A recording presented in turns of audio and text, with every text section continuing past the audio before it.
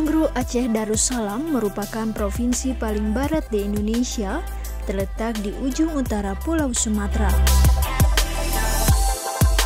Aceh kini menjadi perhatian pemerintah. Sejumlah proyek infrastruktur dibangun di bumi Serambi Mekah tersebut. Karena Aceh memiliki potensi besar dan merupakan daerah modal. Selain alasan histori perjuangan kemerdekaan Indonesia, juga kaya akan sumber daya alam serta sumber daya manusianya. Oleh karena itu, Presiden Joko Widodo mengajak masyarakat Aceh untuk bersama membangun Aceh menuju era transformasi yang lebih baik, sehingga dapat bersaing dengan daerah maupun negara lain.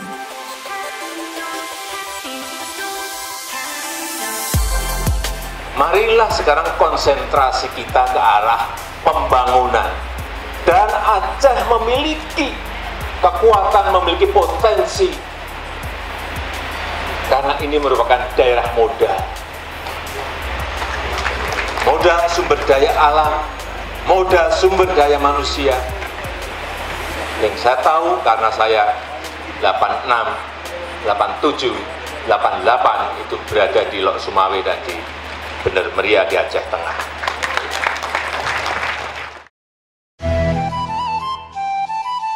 Salah satu faktor penting pendukung pertumbuhan ekonomi di Aceh adalah pembangunan infrastruktur di sektor pertanian dan pemenuhan kebutuhan air. Dengan begitu, dapat mengintegrasikan industri yang ada di Aceh, sehingga pertumbuhan industri serta investasi akan semakin meningkat. Kementerian PUPR melalui Balai Wilayah Sungai Sumatera I, Direktorat Jenderal Sumber Daya Air, membangun sejumlah bendungan. Salah satunya adalah Bendungan Kerauto di Kabupaten Aceh Utara.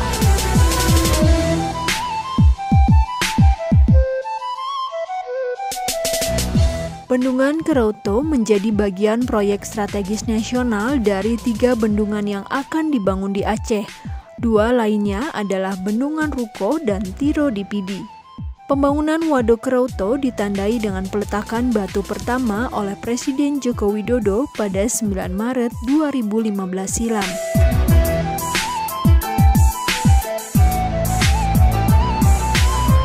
Bendungan ini merupakan bendungan terbesar yang ada di Pulau Sumatera. Memiliki tinggi hingga 74 meter, lebar puncak 12 meter, dan panjang 386 meter. Dengan tipe bendungan urugan random, area genangan didesain mencapai 836,39 hektar. Lokasi Bendungan Kerauto berada di wilayah Kecamatan Raya Bangkong dan Kecamatan Tanah Luas, Kabupaten Aceh Utara. Waduk Kerauto tersebut dengan tampungan 215 juta meter kubik. Mungkin kalau di Sumatera saya pikir mungkin terbesar kali itu ukuran Sumatera ya, kalau di Jawa. Waduk tersebut nantinya kita bisa manfaatkan untuk mengairi. Pertama adalah irigasi seluas 9.420 hektar di Kabupaten Aceh Utara. Juga termasuk penyediaan air baku sebesar setengah meter kubik per detik. Dan untuk ketahanan energi ada juga pembangkit listrik tenaga air sebesar 6,34 megawatt. Bendungan Kerauto akan membendung Sungai Krueng Kraut yang sering kali menyebabkan banjir pada daerah hilir.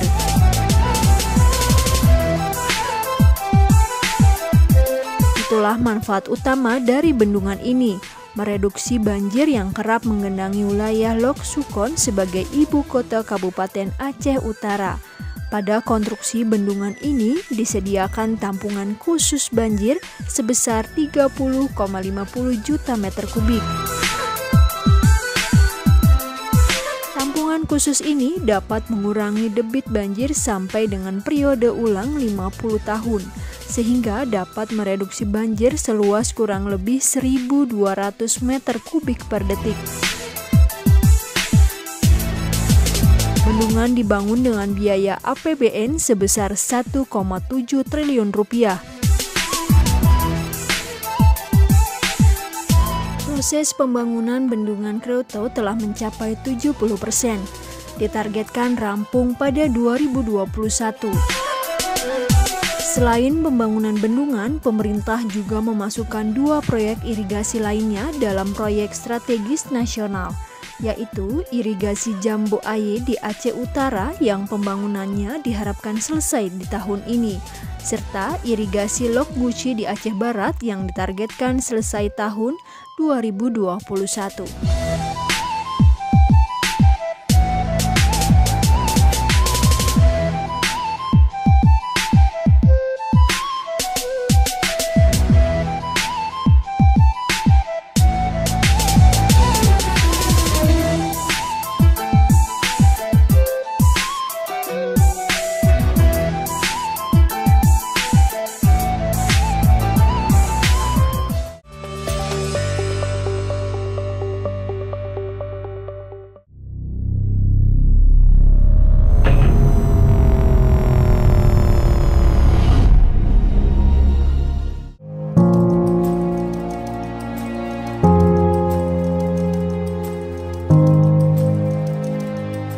Bagaimana wajah Indonesia beberapa tahun ke depan? Bagaimana masyarakat Indonesia menjalani kehidupan ke depan? Bagaimana kita hidup ketika 1.000, 1.000.000, 1.000.000.000 manusia hidup bersama? Pekerjaan kami hari ini akan membentuk masa depan kita bersama. Berdiri sejak tahun 2000, Wika Industri dan Konstruksi mendukung langkah-langkah visioner tentang masa depan.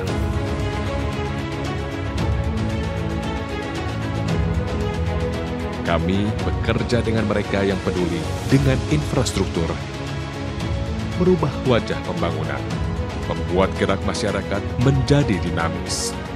Dengan tenaga profesional dan ratusan klien, beroperasi pada 2 bidang besar, industri dan konstruksi.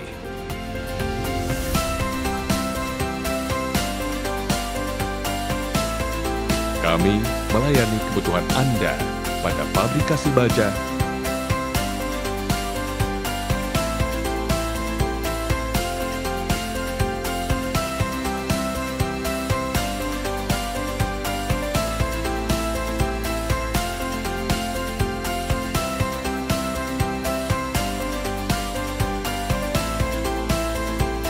casting,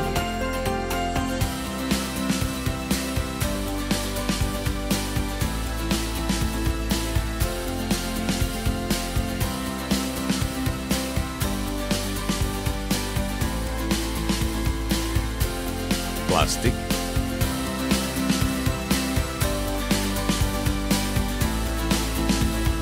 painting, tabung,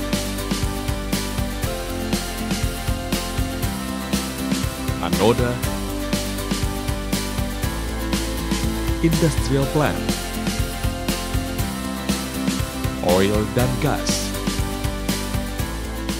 Kami beroperasi di semua daerah di Indonesia, bahkan di tempat yang paling sulit dijangkau sekalipun. Organisasi kami berpegang teguh pada kepercayaan, komitmen, dedikasi, kualitas,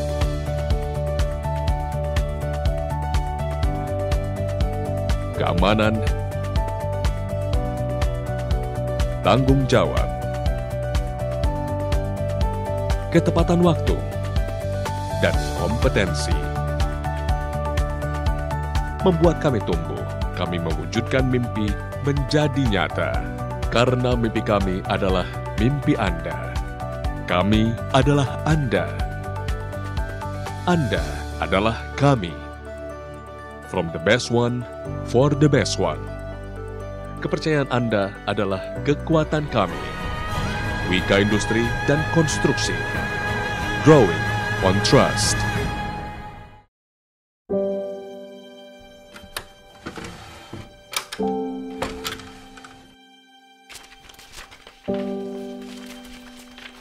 Ini adalah sebuah kisah.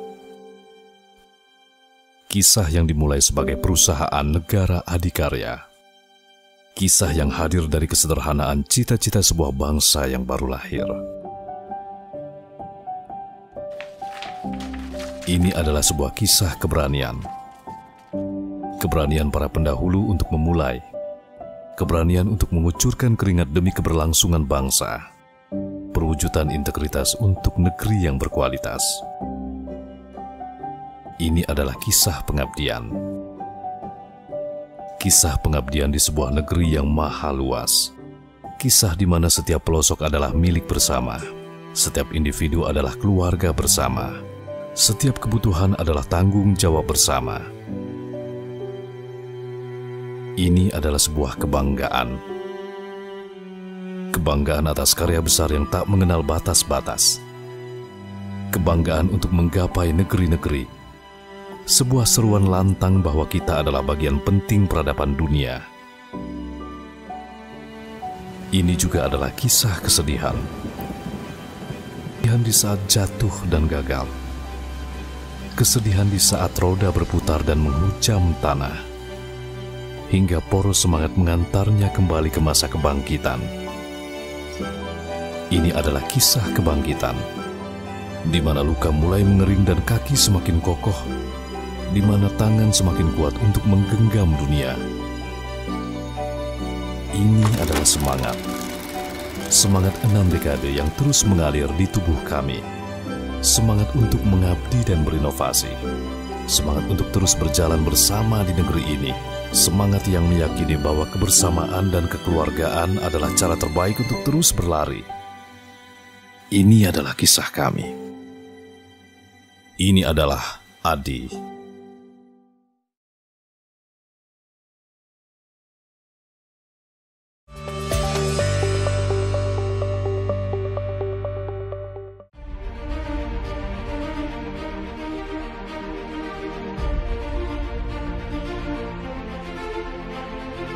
Proyek strategis nasional lainnya yang dibangun di Provinsi Nanggroe Aceh Darussalam adalah infrastruktur bebas hambatan.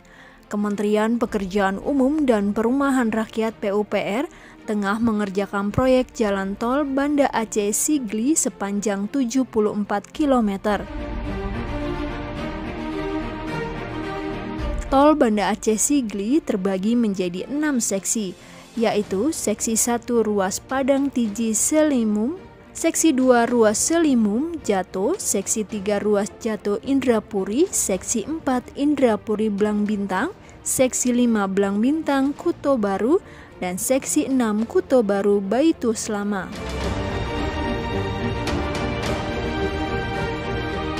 Dengan dibangunnya tol akan memangkas jarak dan waktu tempuh perjalanan dari Banda Aceh ke Sigli dari sekitar 2 hingga 3 jam menjadi 1 jam perjalanan.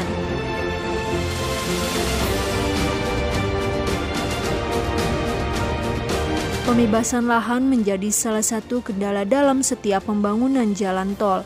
Namun, nampaknya pemerintah daerah maupun masyarakat setempat mendukung penuh hadirnya tol pertama di sisi barat Indonesia ini. Hal tersebut disampaikan Presiden Jokowi saat meninjau pembangunan tol Aceh Februari 2020 lalu. Tol dari Banda Aceh menuju ke Sigli, ini 74 km, pembebasan tanahnya berjalan dengan sangat baik, ini alhamdulillah, sehingga tadi justru Dirut dari Utama Karya menyampaikan pembebasan rampung, konstruksinya justru yang biasanya konstruksi kepentok di pembebasan, di sini pembebasan selesainya cepat, konstruksinya harus ngejar, saya kira, dan ini bagus. Jadi dari 74 kilometer kita investasi kira-kira 12 triliun, kita harapkan ya secepatnya selesai. Untuk mendukung pembebasan lahan, pemerintah menggunakan skema dana talangan Lembaga Manajemen Aset Negara. Dari 6 seksi proses konstruksi yang pembangunannya mencapai 99%, ada pada seksi 4, yakni ruas Indrapuri Blang Bintang sepanjang 13,5 km. Ruas jalan ini sudah bisa dilalui namun belum dioperasionalkan. Perlu dilakukan uji layak fungsi dari berbagai pihak yang terkait. Dengan rampungnya seksi 4 tersebut nantinya dapat mempermudah akses dari Banda Aceh ke Sigli dan sebaliknya dari Sigli Indrapuri ke Bandara Udara Internasional Sultan Iskandar Muda yang berada di Kecamatan Blang Bintang, Kabupaten Aceh Besar. Menggandeng PT Adikarya selaku kontraktor, tol Banda Aceh Sigli ditargetkan selesai pada 2021 secara keseluruhan. Jauh sebelum pembangunan jalan tol Sigli, Kementerian PUPR telah menyelesaikan pembangunan flyover Simpang Surabaya dan underpass Berawe di tahun 2018.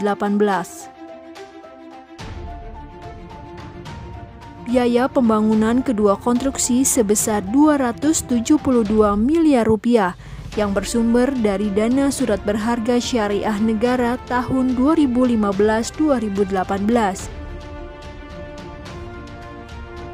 Flyover Simpang Surabaya memiliki panjang 881 dan lebar 16,5 meter untuk 4 jalur 2 arah.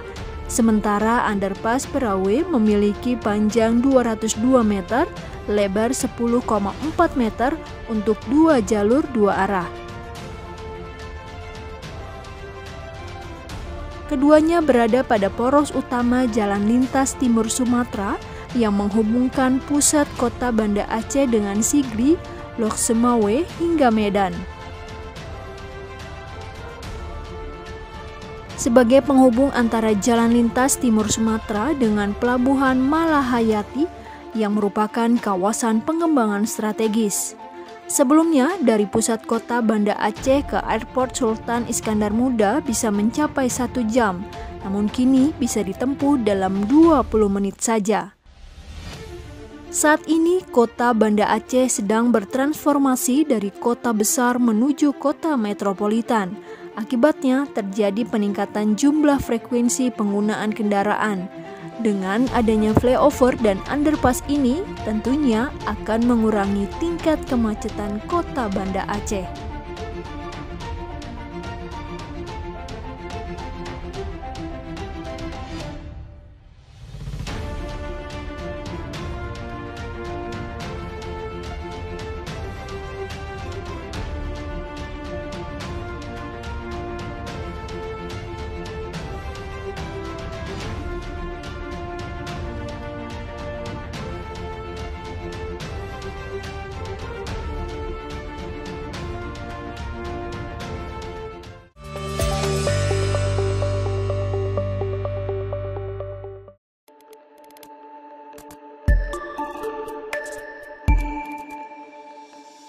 Dalam mewujudkan penyelenggaraan jasa konstruksi, khususnya hasil jasa konstruksi berkualitas, keselamatan publik dan kenyamanan lingkungan terbangun harus didukung dengan kompetensi, profesionalitas dan produktivitas tenaga kerja konstruksi.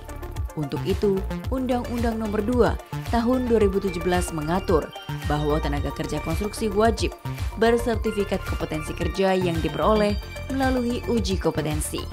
Kompetensi tenaga kerja konstruksi diklasifikasikan berdasarkan bidang keilmuan, antara lain arsitektur, sipil, mekanikal, elektrikal, tata lingkungan, dan manajemen pelaksanaan dengan kualifikasi yang meliputi operator, teknisi, atau analis dan ahli. Untuk meningkatkan produktivitas kerja, tenaga kerja konstruksi dapat mengikuti pelatihan sesuai standar kompetensi kerja yang diselenggarakan oleh lembaga pendidikan dan pelatihan kerja yang terregistrasi. Uji kompetensi dilaksanakan oleh lembaga sertifikasi profesi yang terregistrasi. Setiap tenaga kerja konstruksi yang bersertifikat kompetensi kerja berhak atas imbalan yang layak sesuai layanan jasa yang diberikan. Selain itu, tenaga kerja konstruksi wajib melakukan registrasi pengalaman profesional.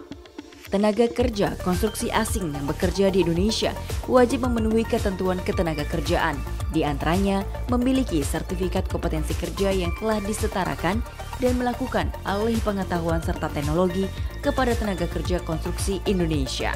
Tenaga kerja konstruksi merupakan faktor penting sektor jasa konstruksi. Untuk itu, peningkatan kualitas tenaga kerja konstruksi harus didukung secara konsisten oleh para pemangku kepentingan jasa konstruksi, sehingga mampu menghadapi tantangan yang semakin kompetitif demi terciptanya daya saing bangsa.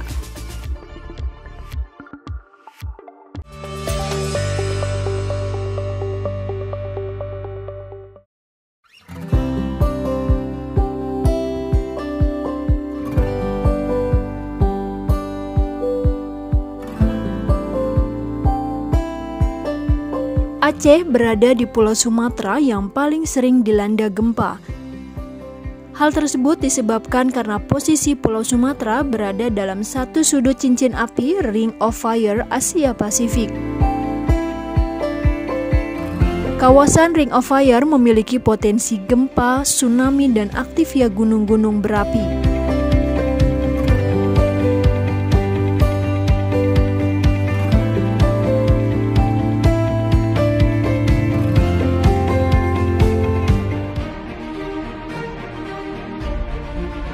Tsunami telah menghantam pesisir Banda Aceh. Gelombang besar setinggi 21 meter memporak-porandakan hampir sebagian besar wilayah di Aceh.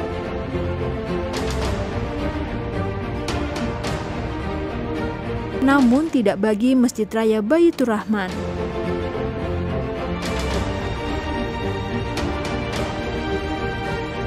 Masjid masih berdiri kokoh meski di sekelilingnya dipenuhi lumpur dan puing-puing reruntuhan akibat hanyut terbawa air.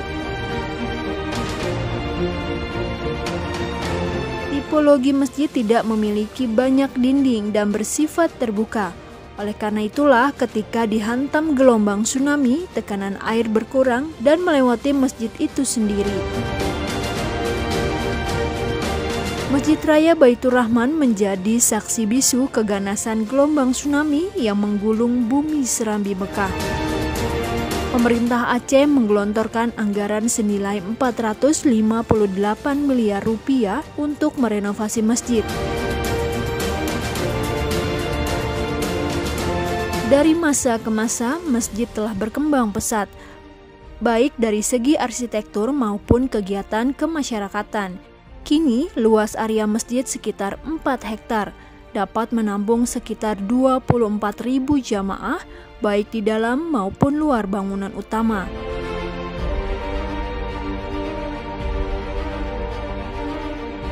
Secara umum, penampilan masjid menyerupai Taj Mahal India, didominasi warna putih, dilengkapi dengan menara utama setinggi 35 meter dan 4 menara kecil, serta 7 kubah hitam menaungi bagian atas masjid.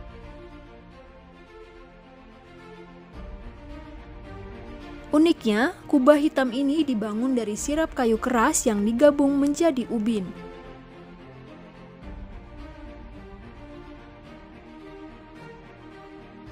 Tempat parkir kendaraan bawah tanah melengkapi fasilitas masjid. Kapasitas muat untuk 250 unit mobil dan 350 sepeda motor.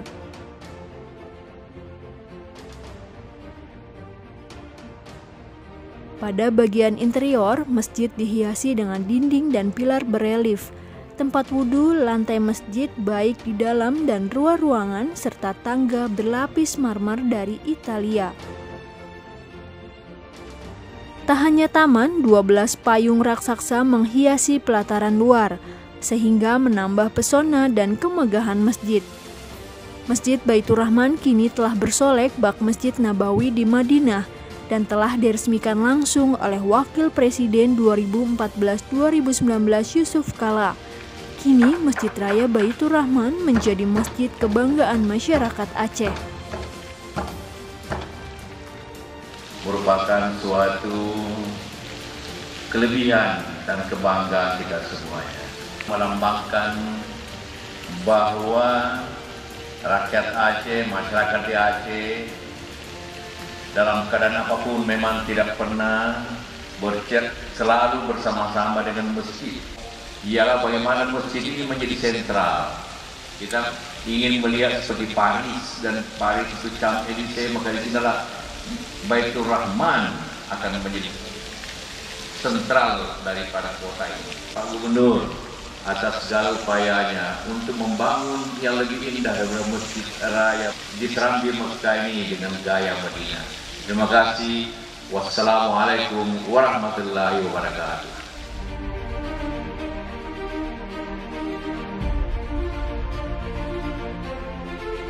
Tak hanya sebagai simbol agama, Masjid Raya Baitur Rahman juga menjadi simbol budaya dan semangat perjuangan rakyat Aceh. Tak hayal masjid ini dijadikan landmark kota Aceh. Dan menjadikan masjid ini pula sebagai salah satu destinasi wisata paling banyak dikunjungi oleh wisatawan.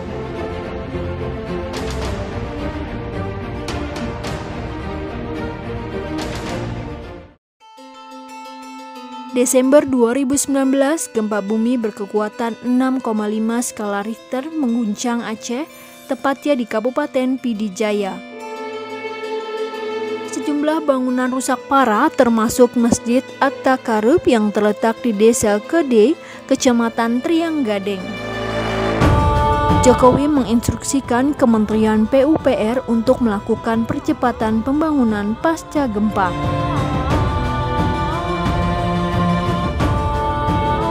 Jadi ini adalah Masjid At-Takarub yang saya tengok pertama dulu yang runtuh. Ini sudah dibersihkan dan mulai hari ini sudah peletakan batu pertama dan akan segera dimulai dan kita harapkan selesai dalam waktu sebelum Ramadan 2018. Kalau sudah selesai gambarnya seperti itu.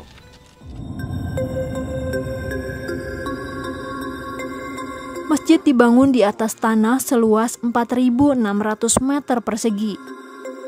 Tampilan masjid kini berubah. Kubahnya yang dulu berwarna hitam kini berwarna biru langit.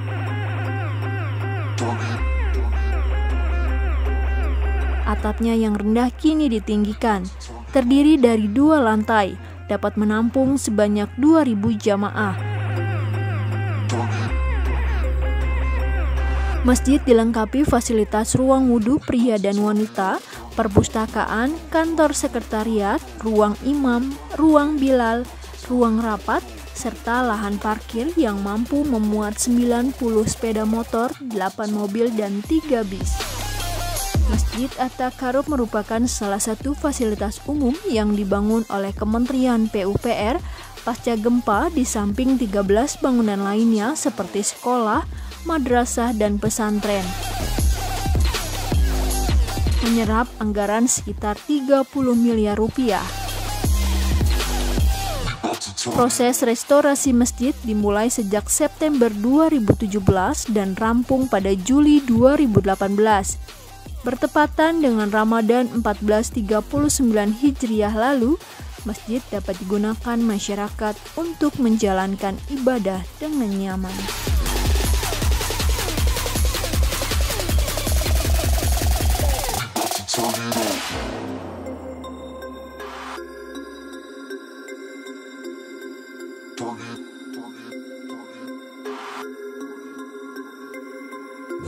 Turn it